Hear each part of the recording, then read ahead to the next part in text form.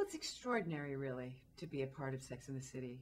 I think people call it, a zeitgeist, but a zeitgeist is just for a short period of time. I always think that was a moment, and this is more than a moment. This has been 14 years, and it keeps evolving. And I think part of the reason is because it took so long to get here, to tell these stories, to find these characters, and because we're talking about women all over the world. We're all dealing with the same kind of issues, not just biologically, but politically, economically. We're all doing it. We're all trying to be mothers and best friends and wives. And it's a very complicated world that we live in post-feminism. So I think that for a very long time, there was no outlet.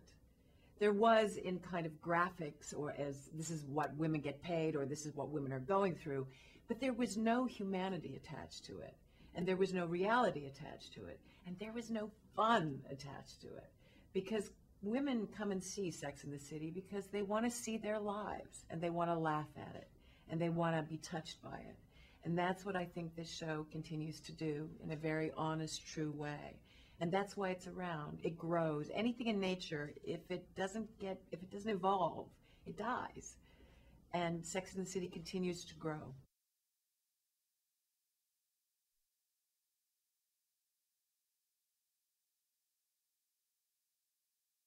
Well, it just changed my life irrevocably, being part of it. I mean, I'm known throughout the world. I'm known.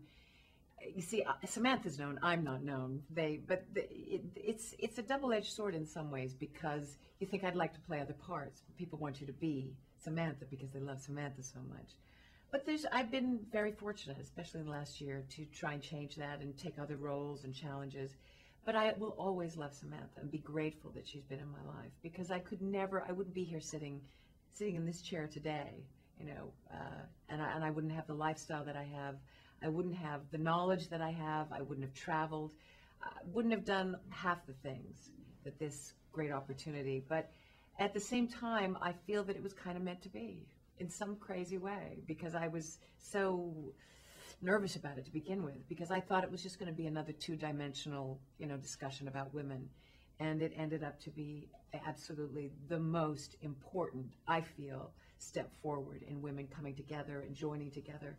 And when the show sort of hit, and women were having parties, Sex and City parties, to see the episodes, not just the end or the beginning of the season, but throughout, I thought this is unheard of. And to be part of it, an integral part of it, is a great gift.